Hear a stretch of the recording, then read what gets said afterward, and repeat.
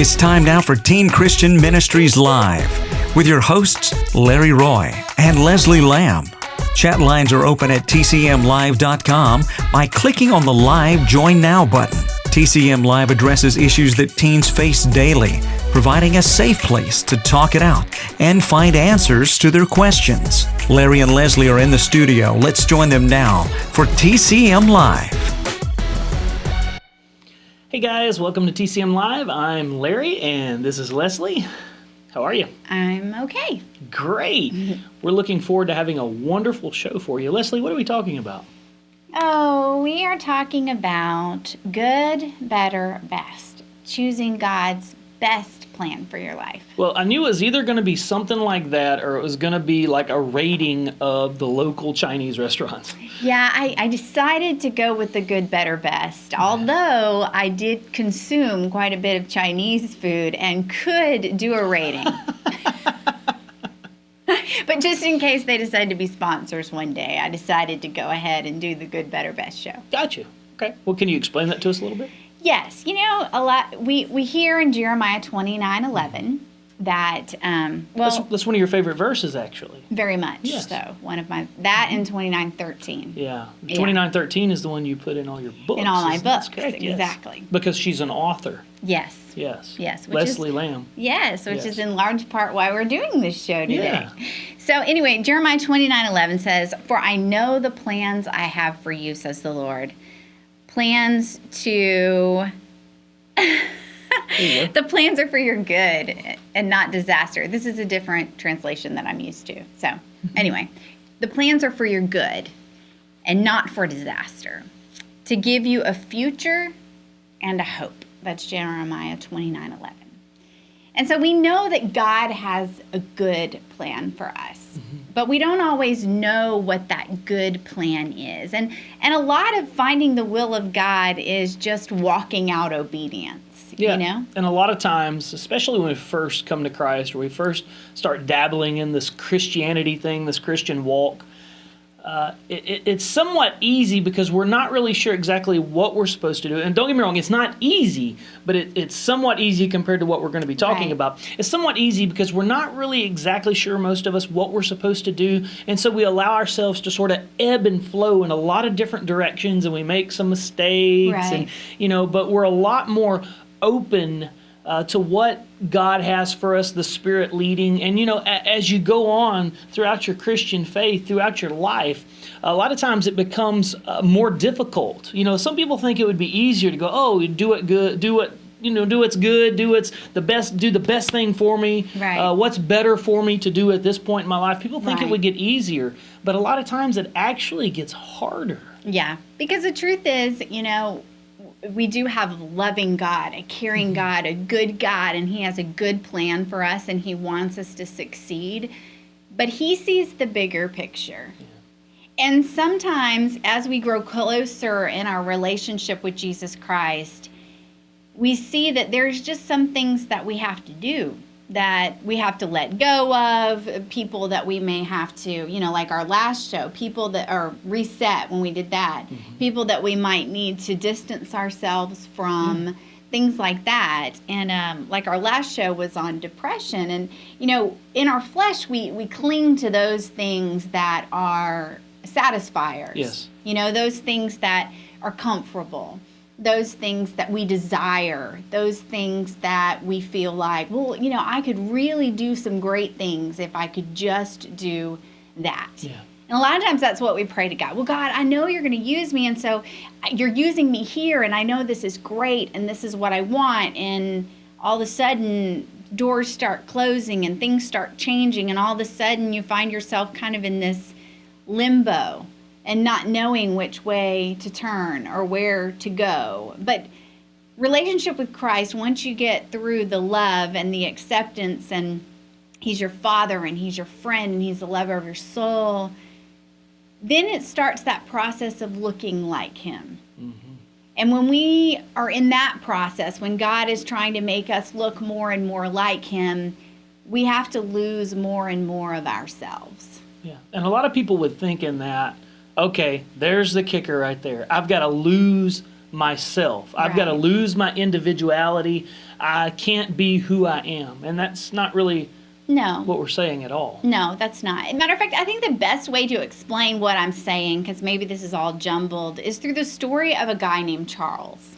Now, Charles was an incredible man who was led to mission work. He wanted nothing more in his whole entire life than to leave the family farm and to go to Africa and minister to the people in Africa and be a missionary. That was his heart's desire. Well, Charles got married, and he married a woman who had the same desire, but they soon realized that she was very frail and she was very sickly. And when they were on the boat trip over to Africa, she got very sick. And Charles had to make a decision. Do I continue the trek to Africa and do what I want to do and what I feel like God's called me to do and possibly lose my wife? Or do I take the boat and go home and do what's right for her and miss and lose this awesome opportunity to be a missionary? Well, because he loved his wife, and which I would hope many of you young men would do when you get married, he decided to do the best thing, the better thing at that time, which was to not subject his wife to the environment of Africa, but to take her home and to take care of her. So instead of doing good, he did better, He might did say. better. And he thought, well, it's not lost because I still love God. And so what I could do is I can go home and my wife will be comfortable and there are good Western doctors there, and I can just start a church, or I can become a pastor, because he was Presbyterian. And he just thought, I could just find a place and I can minister and I can serve there and God can use me there. But when they got to the States and his wife got better, no doors opened for him to minister into any church. And so that was very upsetting for him. Here was a man who longed to serve God with his life. And every opportunity that he thought was the right plan, was the good plan, was the better plan, wasn't working. And so in dejection and discouragement, he decided, you know what?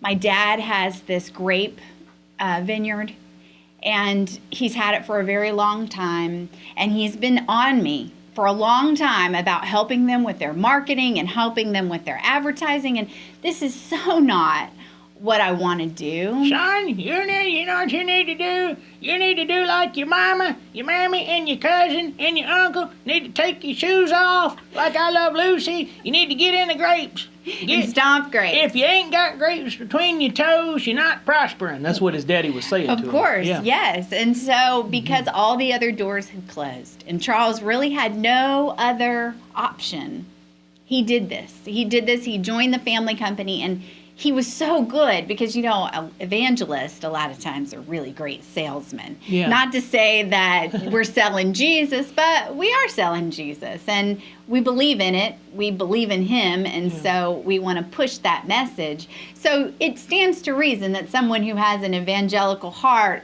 to reach out and to share Jesus and to sell Jesus, so to say, would also have a gift in marketing and selling a product, which he also believed in, which was his father's grape juice. And the rest is history, because that is Welch's grape juice. And see, what Charles had no way of knowing whenever he got turned around on the boat to Africa and he got rejected in preaching is that he would become a success through his father's business. And that would enable him to send millions of dollars to other people to do missions around the world. Yeah.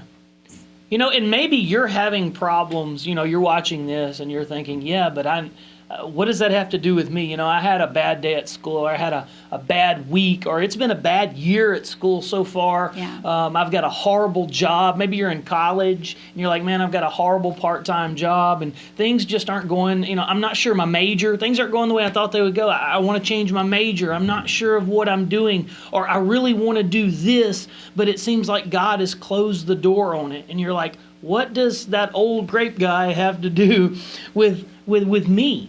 Yeah. But what you have to do is you have to look inside that story and to see that maybe the path that you're on right now is exactly where you're supposed to be, whether it feels like it or not. And you're going to come to junctures in your life where you're going to have to figure out, what are the choices? Right. What are the choices Right. that you're bringing us tonight, Leslie? Well, you can have your good. And anything that we do for God is good. It's good stuff.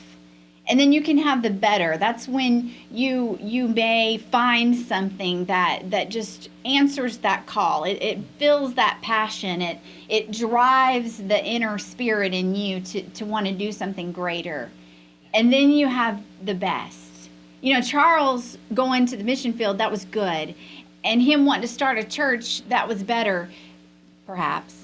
But the best was what he could not possibly see, and that was that more people would be helped, and more people would find Christ, and more people would be encouraged. But he couldn't see the bigger picture.